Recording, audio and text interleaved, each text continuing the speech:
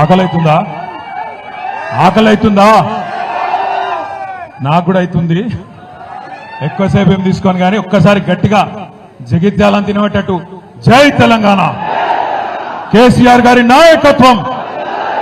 పెద్దలు గౌరవనీయులు ఈరోజు ఈ కార్యక్రమానికి అధ్యక్షత వహిస్తున్న జగిత్యాల జిల్లా పార్టీ అధ్యక్షులు, కోరుట్ల మాజీ శాసనసభ్యులు, మీ అందరికీ మా అందరికీ ఆప్తులు గౌరవనీయులు శ్రీ విద్యాసాగర్ రావు గారు, గౌరవ మాజీ మంత్రివర్యులు, పెద్దలు, జగిత్యాల జిల్లాని తన నాయకత్వంలో బ్రహ్మాండంగా గత 10 సంవత్సరాల్లో ముందుకు తీసుకొని పోయిన గౌరవనీయులు అన్నగారు శ్రీ కొప్పుల ఈశ్వరన్న గారు, గౌరవ మాజీ మంత్రివర్యులు, శాసన మండలి సభ్యులు, మాజీ పార్లమెంట్ సభ్యులు అన్నగారు మీ జగిత్యాల ముద్దుబిడ్డ శ్రీ ఎల్ రమణ గారు, గౌరవ మాజీ మంత్రివర్యులు, పెద్దలు, మరి ఈ జగిత్యాల నియోజకవర్గంలో మీ అందరికీ సుపరిచితులు పెద్దలు శ్రీ రాజేశం గౌడ్ గారు, కొరుట్ల శాసనసభ్యుడు, సోదరుడు, యువ నాయకుడు, మీ అందరికీ ఎల్లవేళలా అండగా ఉంటానని చెప్పి ఇప్పుడే అభయం ఇచ్చిన సోదరుడు డాక్టర్ సంజయ్ గారు, గౌరవనీయులు మాజీ శాసనసభ్యులు చొప్పదండి పెద్దలు శ్రీ సుంకే రవిశంకర్ అన్న గారు నిన్ననే జన్మదినం కూడా జరుపుకున్నారు. వారికి హృదయపూర్వకంగా గట్టిగా చప్పట్లతో జన్మదిన శుభాకాంక్షలు కూడా తెలియజేస్తూ, రామగుండం మాజీ శాసనసభ్యులు సోదరులు కోరుకంటి చందర్ గారు, వేములవాడ నియోజకవర్గ ఇన్ఛార్జ్ గారు సోదరులు పెద్దలు శ్రీ చెలిమెడ లక్ష్మీ నరసింహారావు గారు, సోదరి, మరి గత 5 సంవత్సరాలుగా జగిత్యాల జిల్లాను ఇక్కడ స్థానిక సంస్థల ప్రజాప్రతినిధులతో సమన్వయం చేసుకుంటూ ఎమ్మెల్యే ఎన్ని ఇబ్బందులు పెట్టినా అన్ని తట్టుకుంటూ ఒక వీరనారిలాగా పోరాడిన సోదరి మన జిల్లా పరిషత్ చైర్మన్ దావా వసంత సురేష్ గారు, గౌరవనీయులు శాసన మండలి మాజీ సభ్యులు పెద్దలు అన్నగారు నారదాసు లక్ష్మణరావు గారు, మార్క్ఫెడ్ మాజీ అధ్యక్షులు సోదరులు ఈ జిల్లా ముద్దుబిడ్డ లోక బాపురెడ్డి గారు, కరీంనగర్ మాజీ మేయర్ సోదరులు సర్దార్ రవీందర్ సింగ్ గారు, కరీంనగర్ ఉమ్మడి జిల్లా డిసిఎంఎస్ అధ్యక్షులు సోదరులు శ్రీకాంత్ రెడ్డి గారు, గౌరవనీయులు కరీంనగర్ జిల్లా పార్టీ అధ్యక్షులు జీవి రామకృష్ణారావు గారు, సీనియర్ నాయకులు పెద్దలు, గతంలో జగిత్యాల నియోజకవర్గ బాధ్యుడిగా పనిచేసిన ఓరుగంటి రమణారావు గారు, గౌరవనీయులు జగిత్యాల జిల్లా ఉపాధ్యక్షులు, జిల్లా పరిషత్ ఉపాధ్యక్షులు సోదరుడు హరిచరణ్ రావు గారు, అదేవిధంగా మొన్ననే నిజామాబాద్ పార్లమెంట్ అభ్యర్థిగా పోటీ చేసి మీ అందరికి ఇప్పుడే ఒక్కసారి గట్టిగా మళ్లీ ధైర్యం ఇచ్చే విధంగా, ఉత్తేజితం చేసే విధంగా ప్రసంగించిన పెద్దలు అన్నగారు శ్రీ బాజిరెడ్డి గోవర్ధన్ గారు, అదేవిధంగా వేదిక పైన ఆసీనులైన గౌరవనీయులైన స్థానిక నాయకులకు, ముఖ్యంగా సోదరులు జలంధర్ గారు, గొల్లపల్లి జెడ్పీటీసీ గారు, నాగం భూమయ్య గారు, అదే మన జెడ్పీటీసీ కతలాపూర్, అశ్విని గారు రాయ్కల్ జెడ్పీటీసీ గారు, ప్రభావతి గారు, ప్రశాంతి గారు, ప్రశాంతి ఇక్కడ ఉన్నారా? జర పేర్లు చెప్పిన వాళ్ళందరూ నమస్కారాలు చెప్పుకోండి. తర్వాత అరుణ గారు ధర్మపురం నుంచి, రామ్మోహన్ రావు గారు మల్యాల, గౌరవనీయులు ముప్పాల రామచంద్రరావు గారు, నేను మన్నించాలి, ముప్పాల రామచంద్రరావు గారు జిల్లా డైరెక్టర్ గారు, సోదరుడు రాజా సుమన్ రావు గారు, అదేవిధంగా మల్యాల రామ్మోహన్ రావు గారు ఎక్కడ దండం పెట్టుకుంటారు, రామ్మోహన్ రావు గారు, అదేవిధంగా లక్ష్మి గారు జగిత్యాల అర్బన్ ఎంపీపీ గారు, మన వెల్గటూరు ఎంపీపీ లక్ష్మి గారు, సాయిరెడ్డి గారు మెట్పల్లి, తోట నారాయణ గారు కొరుట్ల, భీమేశ్వరి గారు సోదరి ఇబ్రహీంపట్నం, సరోజన గారు మల్లాపూర్, సంధ్యారాణి గారు రాయ్కల్, చిట్టిబాబు గారు ధర్మపురి, నక్కా శంకర్ గారు గొల్లపల్లి, అదేవిధంగా మైనారిటీ నాయకులు అమీన్ బాయ్ గారు, దేవేందర్ గారు, ఇంకా చాలా మంది పెద్దలు వేదిక మీద. నేను ఎవరెవరి పేర్లు అయితే చెప్పలేదో ఏం చేయాలి, మీరు మనసులోనే తిట్టుకోండి, బయటకు తిట్టకండి.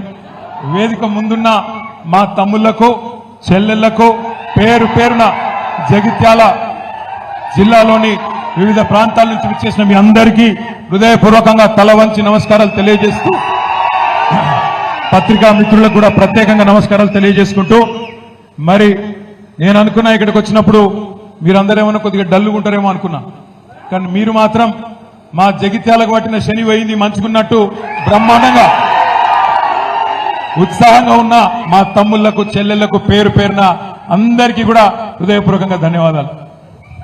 ముఖ్యంగా నాకు ఒకటే అనిపించింది, కొన్ని సందర్భాల్లో కష్టాలు వచ్చినప్పుడే మనుషుల విలువ తెలుస్తుంది. ఇవాళ ఇక్కడున్న నాయకత్వానికి హృదయపూర్వకంగా జగిత్యాల, ముఖ్యంగా జగిత్యాల నియోజకవర్గం నుండి విచ్చేసిన ప్రతి తమ్ముడికి, ప్రతి అన్నకి, ప్రతి చెల్లెకు, ప్రతి అక్కకు నేను శిరస్సు వంచి హృదయపూర్వకంగా ధన్యవాదాలు తెలియజేస్తా ఉన్నాను. ఎందుకంటే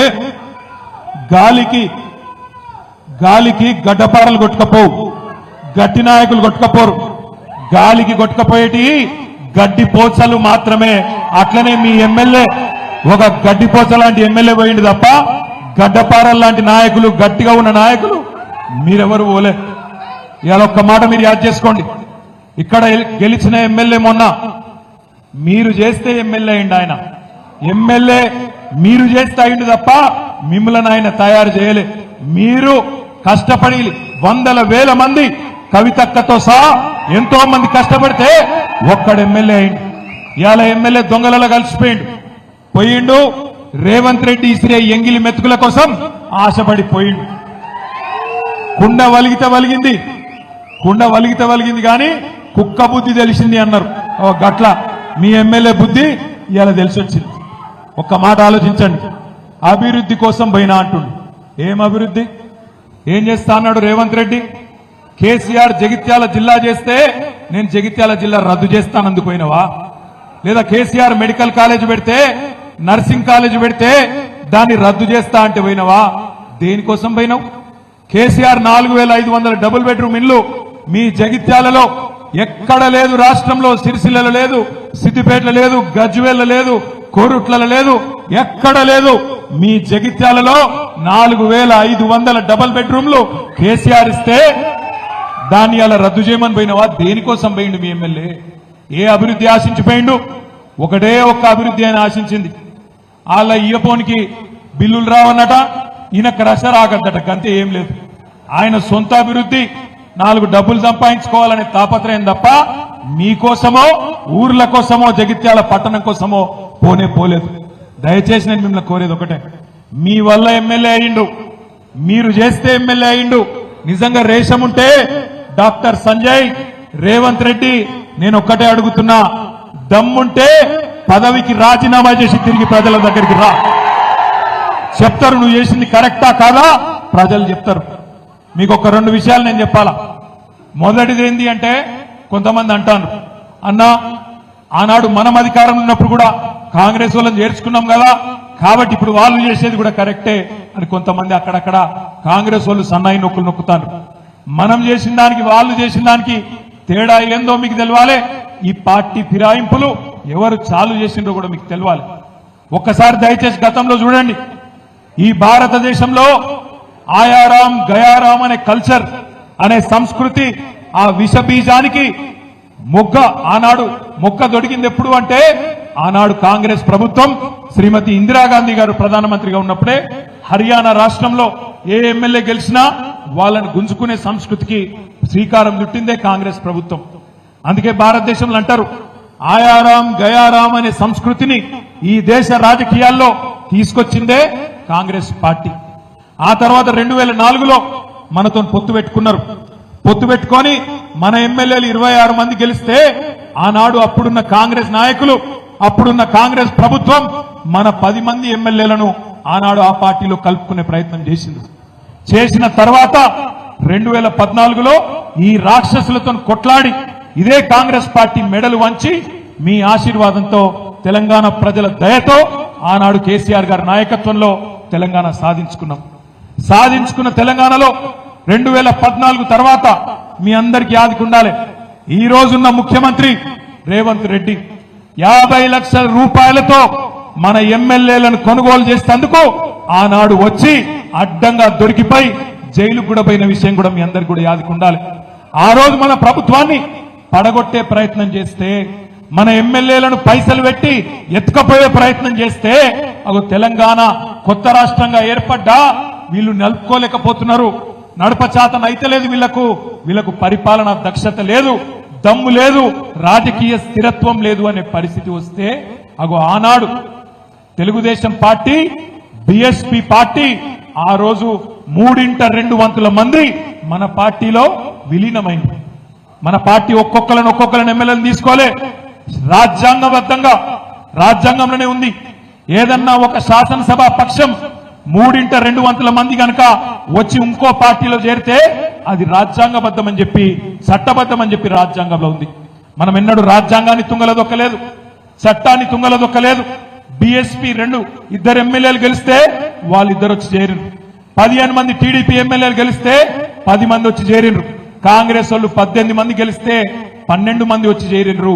రాజ్యాంగబద్ధంగా 3/2 మంది శాసనసభ్యులు వచ్చి చేరినరు తప్ప ఒక్కొక్కడు వచ్చి ఒక పార్టీలో గెలిచి ఇంకో పార్టీ కండువా కప్పుకోలే. కానీ ఈ రోజు నేను అడుగుతా ఉన్నా రేవంత్ రెడ్డిని, ఏమన్నాడు రేవంత్ రెడ్డి ఆనాడు కాంగ్రెస్ ఎమ్మెల్యేలు చేరుతున్నప్పుడు ఏం మాటలు మాట్లాడిండో ఒక్కసారి మీరు వినాలని చెప్పి ఈ టీవీ పెట్టిపించినాం. ఒక్కసారి వినండి, అది ప్లే చేయమని చెప్పి మా తమ్ముని కోరుతా ఉన్నా. ఈ వేదిక మీద నుంచి చెప్తున్నా, కాంగ్రెస్ పార్టీలో టికెట్లు పొంది గెలిచిన వాళ్ళు పార్టీ ఫిరాయిస్తే మా కార్యకర్తలకు విజ్ఞప్తి చేస్తున్నా, రాళ్లతో కొట్టి చంపండి, గ్రామ బహిష్కరణ చేయండి. ఆ సన్నాసులు మీ చెమట మీ రక్తాన్ని దారబోసి భుజాల మీద మోసి మీరు గెలిపించి శాసనసభకు పంపిస్తే ఈ సన్నాసులు ప్రలోభాలకి లొంగిపోయి పార్టీలు ఫిరాయిస్తున్నారు. నేను కాంగ్రెస్ పార్టీ కార్యకర్తలకు ఒకటే విజ్ఞప్తి చేస్తున్నా, ఎవడైతే మన పార్టీ హస్తం గుర్తు మీద గెలుస్తాడో రాజీనామా చేయకుండా పార్టీ మారితే రాళ్లతో కొట్టండి, రాళ్లతో కొట్టి చంపండి. గ్రామాలలో అప్పుడప్పుడు చూస్తుంటాం, పిచ్చి కుక్కలు ఊర్లో స్వైర విహారం చేసి ప్రజల్ని తరిస్తే తరిమి రాళ్లతో కొట్టేట్లయితే చంపుతారో, కాంగ్రెస్ పార్టీ బీ ఫామ్ మీద గెలిచి రాజీనామా చేయకుండా పార్టీ ఫిరాయించిన వాళ్ళను రాళ్లల్లో ఊర్లలోకి వస్తే రాళ్లతో కొట్టండి అని చెప్పి నేను కాంగ్రెస్ పార్టీ కార్యకర్తలకు విజ్ఞప్తి చేస్తున్నా. మరి ఇప్పుడు మనం ఆలోచించాలా? ఇప్పుడు రేవంత్ రెడ్డి చెప్పాలా ఎవరు పిచ్చి కుక్క, మరి ఎవలను రాళ్లతో కొట్టి చంపాలా? ఒక పార్టీ బీఫామ్ మీద గెలిచినోడు ఇంకో పార్టీలకు పోతే మీ చెమటతో మీ రక్తంతో మీరు గెలిపిస్తే గెలిచినోడు ఇంకో పార్టీలకు ఫిరాయిస్తే ముఖ్యమంత్రి రేవంత్ రెడ్డి చెప్పిండు, ఏమన్నాడు? రాళ్లతోని కొట్టి చంపమన్నాడు. నేను అంటలేను, నా మీద కేసు పెట్టగలరు, ఆయన పేపర్ వాళ్ళు ఉల్టా రాశారు. నేను అంటుంది ఏంటంటే రేవంత్ రెడ్డి చెప్పిండు, మరి ఇలా ఎవరిని కొట్టాలి రాళ్లతోని? రేవంత్ రెడ్డిని కొట్టన్నా? పిచ్చి కుక్కలేక ఎవరిని కొట్టాలి? లేకపోతే మీ ఎమ్మెల్యే సంజయ్ని కొట్టన్నా? ఎవరిని కొట్టాలి మరి? అందుకే అంటున్నా, ఎవరిని రాళ్లతోనో ఇంకో దాంతోనో కొట్టే అవసరం లేదు. రేవంత్ రెడ్డి నువ్వు మొగోను అయితే, నీకు దమ్ముంటే తీసుకున్న 6 ఎమ్మెల్యేలతో రాజీనామా చెప్పి ఓట్లతోని కొట్టి ఆ 6 కూడా శాశ్వతంగా రాజకీయ సమాధి చేసే బాధ్యత తెలంగాణ సమాజం తీసుకుంటుందనే మాట నేను విజ్ఞప్తి చేస్తున్నా. రేవంత్ రెడ్డి రెగ్యులర్ గా అంటుంటాడు, మొగోనివైతే ఇది చేయి, మొగోనివైతే అది చేయి. నేను అంటున్నా, రేవంత్ రెడ్డి మొగోనివైతే ఆ 6 రాజీనామా చెప్పి ఎలక్షన్లకు రా, జగిత్యాల ప్రజలు సమాధానం చెప్తారనే మాట నేను విజ్ఞప్తి చేస్తా ఉన్నా. ఇంకొక మాట, ఒక్క రేవంత్ రెడ్డే కాదు, కాంగ్రెస్ వాళ్ళందరూ మాట్లాడిన శుద్ధపూసలు లెక్క. ఇక వాళ్ళ అధ్యక్షుడు కాబోయే ప్రధానమంత్రి అట, ఇప్పుడు leader of opposition Rahul Gandhi, ఆయనే మాట్లాడిండు, అది కూడా పెడతాను. भाइयों और बहनों, अदानी जी और मोदी जी एक हैं। यहां की जो सिंगरेनी की माइंस हैं उनको हम प्राइवेटाइज नहीं होने देंगे।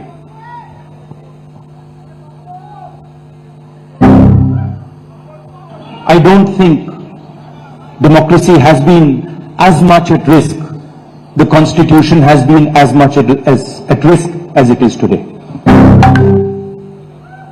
भाइयों और बहनों, ఆయన ఏం చెప్పిండంటే, రాహుల్ గాంధీ గారు, నెక్స్ట్ ఆ జీవన్ రెడ్డి సాబ్ కూడా పెట్టవాలి. రాహుల్ గాంధీ గారు చెప్పిండు, ఏం చెప్పిండు? ఒక పార్టీలో గెలిచి ఇంకో పార్టీలో ఫిరాయిస్తే, ఒక పార్టీలో గెలిచి ఇంకో పార్టీలో ఫిరాయిస్తే ఆటోమేటిక్ డిస్క్వాలిఫికేషన్ చేస్తా అని నరికిండు. రాహుల్ గాంధీ ఎక్కడో కదా హైదరాబాద్ తుక్కు కూడా మీటింగ్ పెట్టి మేనిఫెస్టోలో పెట్టి, ఇప్పుడే రమణ యాడ్ చేస్తుండు, మేనిఫెస్టోలో కూడా పెట్టిండు. మేనిఫెస్టోలో పెట్టుడే కాదు, దానికి ఒక అందమైన పేరు పెట్టిండు, న్యాయం అట, న్యాయం, పాంచ్ న్యాయ్. అని పేరు పెట్టిండు. ఆ పాంచ్ న్యాయులు ఏమున్నది, ఎవడన్నా ఒక పార్టీలో గెలిచి ఇంకో పార్టీలో పోతే దొంగలలో కలిస్తే వాని ఆటోమేటిక్ డిస్క్వాలిఫికేషన్ చేస్తా అని ఈ మొగడే చెప్పిండు ఈ సిపాయి. ఇక దాని మీదకెళ్ళి పాపం మన జీవన్ రెడ్డి సాబ్ 2-3 రోజులు ఆగమాగమైంది. మళ్ళా కాంగ్రెస్ వాళ్ళు చదువుకుంటారు, మీకు ఎరికే, మాకు తెలుసు మీకు తెలుసు, ఏదో మాట్లాడుకున్నారు చదువుకున్నారు. కానీ జీవన్ రెడ్డి గారు సీదా రాహుల్ గాంధీని అడిగిండు అది పెట్టి.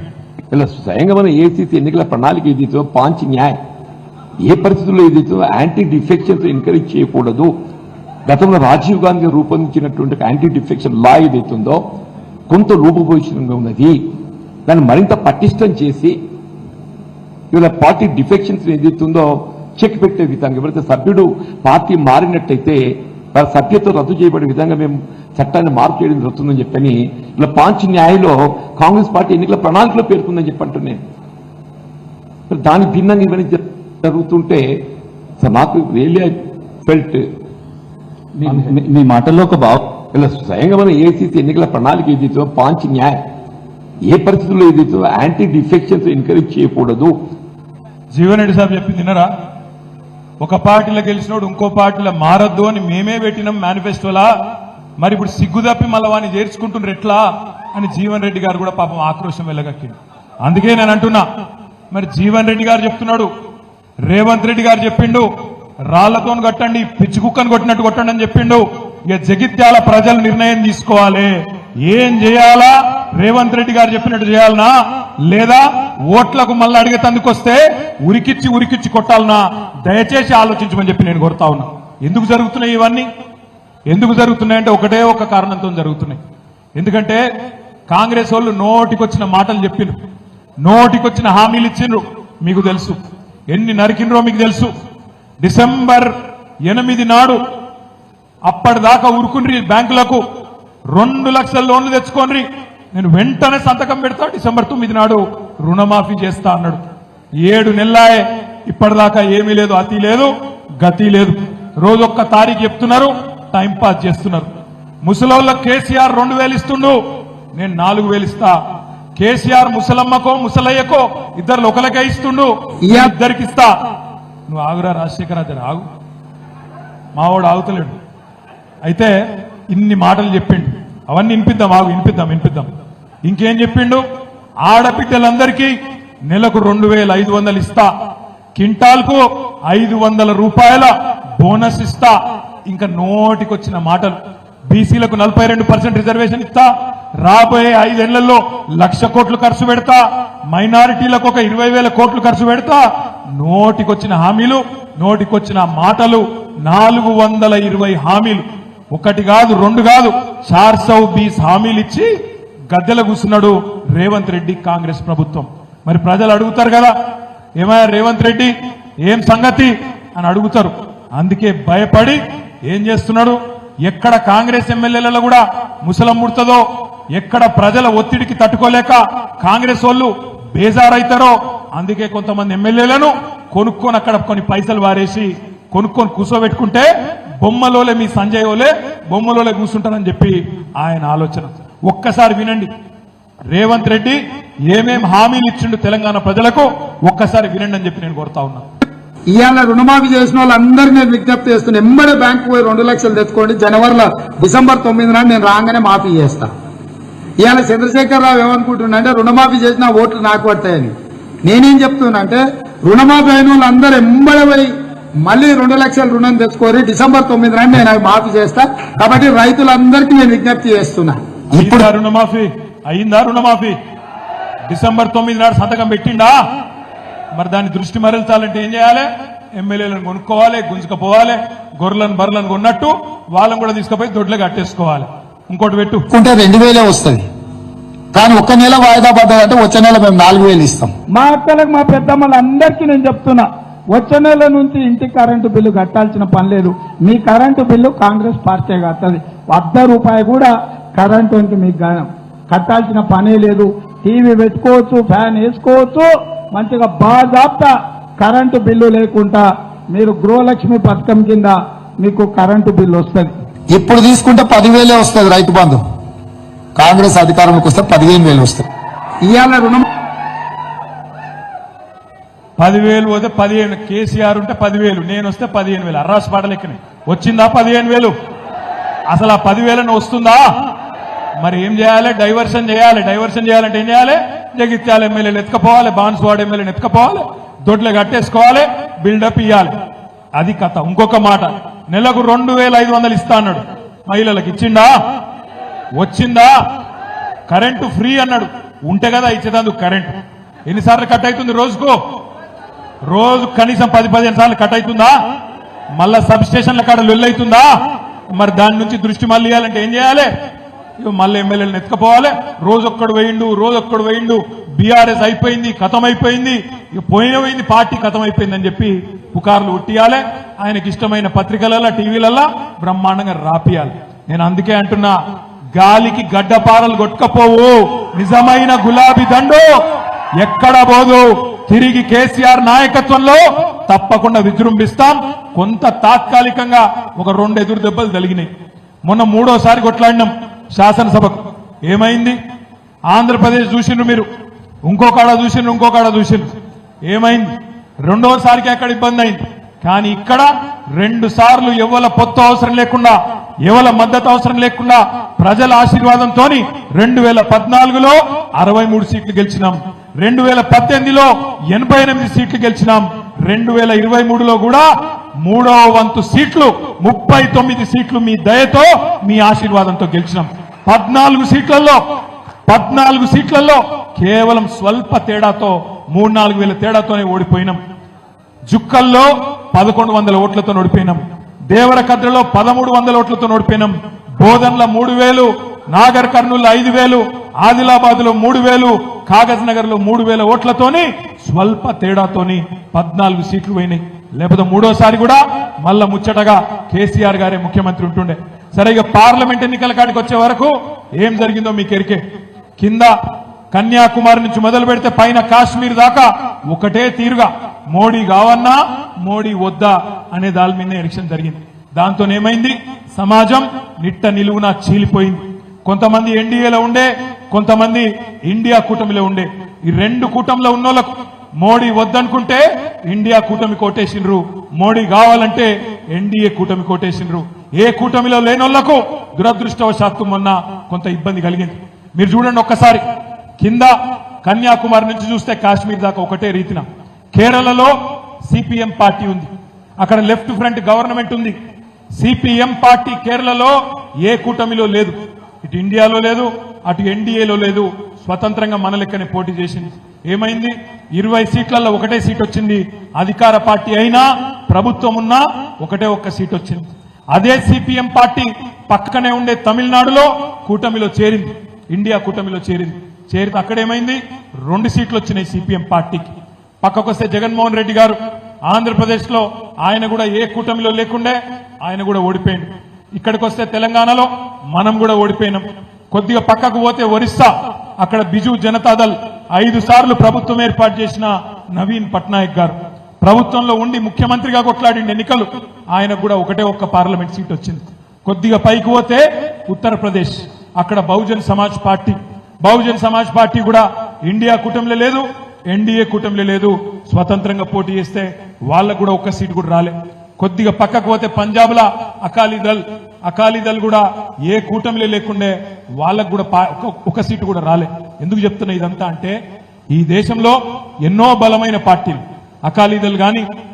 బీఎస్పీ గాని బీజేడీ గాని సిపిఎం గాని వైఎస్ఆర్సీపీ గాని వాళ్లతో పాటే మనకు కూడా మొన్న ఎదురు దెబ్బ తగిలింది తప్ప మన పార్టీకే ఏదో జరగకూడదు జరిగిందనేది ఏమీ లేదు కానీ ప్రజలు ఇప్పటికే ఒక్కొక్కటిగా అర్థం చేసుకుంటా ఉన్నారు మీరు చూస్తున్నారు మన పిల్లలు నిరుద్యోగులు ఎవరైతే నమ్మినరో కాంగ్రెస్ పార్టీ మాట రాహుల్ గాంధీ స్వయంగా వచ్చి అశోక్ నగర్ హైదరాబాద్ లో ఎక్కడైతే కోచింగ్ సెంటర్లు ఉంటాయో అక్కడికి పోయి బ్రహ్మాండమైన స్పీచ్ ఇచ్చిండు కేసీఆర్ ఉద్యోగాలు ఇవ్వలేదని అబద్ధం చెప్పిండు 1,60,000 ఉద్యోగాలు నింపిన ప్రభుత్వాన్ని బదనాం చేసిండు ఇంకొక 40,000 ఉద్యోగాలు ప్రాసెస్ లో ఉంటే అవేవి జరగలేదంటే అబద్ధాలు చెప్పి పిల్లలకు తీయటి పుల్లటి మాటలు చెప్పిండు 2 లక్షల ఉద్యోగాలు ఇస్తాం మొదటి సంవత్సరంలో అన్నాడు మరి ఇప్పుడు పిల్లలు రోడ్డు ఎక్కిండ్రు ఆల్రెడీ ఉస్మానియా యూనివర్సిటీలో ఇతర యూనివర్సిటీలలో ఇప్పటికే ఆందోళనలు చాలు అయినాయి గాంధీ హాస్పిటల్లో ఒక తమ్ముడు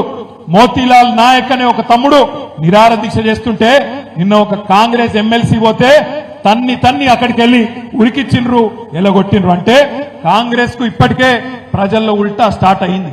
ఉద్యోగాల విషయంలో మోసం అర్థమైంది, రైతు భరోసా విషయంలో మోసం అర్థమైంది, రుణమాఫీ విషయంలో మోసం అర్థమైంది, మహిళలకు పైసలు ఇయ్యరని అర్థమైంది, కరెంటు రాదని అర్థమైంది, ఎరువులు విత్తనాలు దొరకాయని అర్థమవుతున్నాయి, చెరువులు ఎండుతున్నాయి, కండ్ల ముంగట్నే కనబడుతున్నది, పట్టణాభివృద్ధి ఆగిపోయింది, కండ్ల ముంగట్నే కనబడతా ఉన్నది.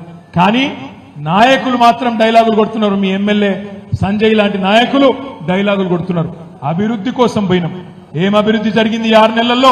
ఒక్క విషయం చూపెడతావా కొత్తగా జరిగింది? ఏదీ లేదు. పెట్టుబడులు ఆగిపోయినాయి, రైతుల జీవితాలు అస్తవ్యస్తమవుతున్నాయి. అందుకే నేను అంటున్నా, రైతులు, ప్రజలు, మహిళలు, యువకులు అందరూ మెల్లమెల్లగా ఏం జరిగింది అర్థం చేసుకుంటున్నారు, జరిగిన మోసం గ్రహిస్తున్నారు. అందుకే రేపటి రోజున తప్పకుండా స్థానిక సంస్థల్లో గాని రాబోయే రోజుల్లో శాసనసభ ఎన్నికలు ఎప్పుడు జరిగినా బ్రహ్మాండంగా మల్లా ఎగిరేది గులాబీ జెండానే అనే మాట నేను మీకు విజ్ఞప్తి చేస్తా ఉన్నా. మనం భయపడవలసిన అవసరం లేదు. కేసీఆర్ గారు లాంటి నాయకుడు మనకు అండగా ఉన్నాడు. 10 ఏళ్లు మనం చేసిన పనులు ప్రజల కళ్ళ ముంగట్నే ఉన్నాయి. తీసేస్తే, చెరిపేస్తే చెరిగిపోతుందా చరిత్ర? జగిత్యాల జిల్లా చేసింది ఎవరు అని ఎవరిని అడిగినా ఏం చెప్తారు? ఎవరు? వినబడతలేదు. తెలంగాణ తెచ్చింది ఎవరు? జగిత్యాలలో మెడికల్ కాలేజ్ పెట్టింది ఎవరు? జగిత్యాల కలెక్టర్ని తెచ్చి కూర్చోబెట్టింది ఎవరు? జగిత్యాలలో ఎస్పీని తెచ్చి కూర్చోబెట్టింది ఎవరు? జగిత్యాలలో ఈ అవులగాన్ని ఎమ్మెల్యే చేసింది ఎవరు? గదే అంటున్నా. మరి ఇవన్నీ చెరిపేస్తే జరిగిపోవు. ఏ అవులగాడు ఏం మాట్లాడినా ప్రజల దగ్గరకు వస్తే అన్ని విషయాలు బయటికి వస్తాయి. అందుకే నేను అంటున్నా, మనం ఎవరో గురించి ఒక్కడు పోయిండని భయపడే అవసరం లేదు. మీ అందరున్నారు, మనకు ప్రజల ఆశీర్వాదం ఉంది. తప్పకుండా ముమ్మాటికి నేను చెప్తా ఉన్నా, ఎంగిలి మెతుకుల కోసం ఆశపడే కొంతమంది హౌలగాళ్ళు పోతే పోయిండొచ్చు, బాధపడే అవసరం లేదు. తప్పకుండా మీరు, మేము అందరం కలిసి ప్రజల దగ్గరికి పోదాం, ప్రజలనే తీర్పు ఇమ్మందాం. రేపు జగిత్యాలలో కూడా 100% నేను చెప్తా ఉన్నా, ఒక్కొక్క ఉద్యమకారుడు ఎవరైతే మీ ఎమ్మెల్యే గారి చేతిలో ఇబ్బందులు పడ్డాడో, నేను విద్యాసాగర్ రావు గారిని కోరుతా ఉన్నా. విద్యాసాగర్ రావు గారు మీ జిల్లా అధ్యక్షుడు, ఎల్ రమణ గారు మీ జగిత్యాల ముద్దు బిడ్డ, ఆయన ఎమ్మెల్సీగా ఉన్నారు. ఇద్దరిని కూడా నేను కోరుతా ఉన్నా, దయచేసి జగిత్యాల జిల్లా పార్టీ ఆఫీసులో వారానికి 5 రోజులు ఇక్కడి కార్యకర్తలకు అండగా ఉండండి. పిలిస్తే మీ జెడ్పీ చైర్మన్ ఉన్నది, వసంత ఇక్కడనే ఉంటది, విద్యాసాగర్ రావు అంకులు ఉంటారు, రమణన్ ఉంటాడు, రాయేశం గౌడ్ గారు ఉంటారు. ఎప్పుడు పిలిస్తే అప్పుడు మీ కోరుట్ల ఎమ్మెల్యే గారు నేను వెంటనే ఉరికొస్తామనే మాట కూడా విజ్ఞప్తి చేస్తా ఉన్నా. మీకు మేమందరం అండగా ఉంటాం. సమస్యలు ఏమన్నా ఉంటే శాసన మండలిలో గొంతు విప్పడానికి రమణన్ ఉన్నాడు, జిల్లా పరిషత్ లో గర్జించడానికి మీ చైర్మన్ ఉన్నది, శాసనసభలో మీ తరఫున గొంతు విప్పడానికి మరి కోరుట్ల ఎమ్మెల్యే సంజయ్ గారు ఉన్నారు. నేను మీ అందరినీ కోరేది ఒకటే, ఎవ్వరు కూడా భయపడవలసిన అవసరం కానీ బాధపడవలసిన అవసరం కానీ లేదు. 1-2 నెలలనే మీకే అర్థమవుతుంది. ఒక్కటంటే ఒక్క ఎంపీటీసీ టికెట్ కూడా కాంగ్రెస్ పార్టీలో ఈ దొంగకు జీవన్ రెడ్డి ఇయ్యనియాడు. ఒక్క ఎంపీటీసీ టికెట్ కూడా, ఒక్క బీఫామ్ కూడా ఇయ్యనియాడు. ఈ బల కొడతాడు, నాకు తెలుసు జీవన్ రెడ్డి సంగతి. ఈయనను బతకని కూడా బతకనియాడు. ఈయన కేవలం ఆ క్రషర్ కాడ కూర్చొని కంకరేరుకుంటా ఉండాల్సిందే తప్ప ఈయన తను అయ్యేది లేదు, పోయేది లేదు. వాళ్ళ వియ్యంకుని తీసుకొచ్చి కాంట్రాక్ట్లు చేసుకోవాలి, పైసలు ఏరుకోవాలి, పైసలు లెక్క పెట్టుకోవాలి, క్రషర్ కాడ పోయి కంకర చూసుకొని సంతోషపడు తప్ప అయ్యేది లేదు, పోయేది లేదు. కాంగ్రెస్ పార్టీలో ఈయనకు భవిష్యత్తు కూడా లేదు. పెద్దలు ఎప్పుడొక్కటి చెప్తారు, రాజకీయాల్లో హత్యలు ఉండవు, ఆత్మహత్యలే ఉంటాయి. మీ జగిత్యాల ఎమ్మెల్యే ఆత్మహత్య చేసుకున్నాడు, బాయిల దుంకిడు బండ కట్టుకొని. ఆయన జావని మనం ధైర్యంగా నిలబడదాం. లోకల్ బాడీ ఎన్నికల్లో మీ కండగా మేమందరం ఉంటాం. నేను జగిత్యాలలో తప్పకుండా గల్లీ తిరుగుతా, కవితక్క కూడా వస్తుంది, తప్పకుండా తిరుగుతుంది, తప్పకుండా మీ అందరు కండగా ఉంటామని చెప్పి కూడా తెలియజేస్తూ, ఎట్లనైతే కష్టపడి ఎమ్మెల్యేని గెలిపించినామో అంతకంటే డబల్ కష్టం చేద్దాం, వీడిని ఓడించేదాకా తప్పకుండా ఎంబడబడదామనే మాట మళ్ళొక్కసారి విజ్ఞప్తి చేస్తూ, ఇంతసేపు ఓపికగా ఉన్న మీ అందరికి కూడా ధన్యవాదాలు తెలియజేస్తూ, జై తెలంగాణ, కేసీఆర్ గారి నాయకత్వం. Thank you. నేను ఒక 2-3 పేర్లు చెప్పలేదు. మల్లాపూర్ జెడ్పీటీసీ శ్రీనివాస్ రెడ్డి గారు, కొరుట్ల జెడ్పీటీసీ లావణ్య రాజ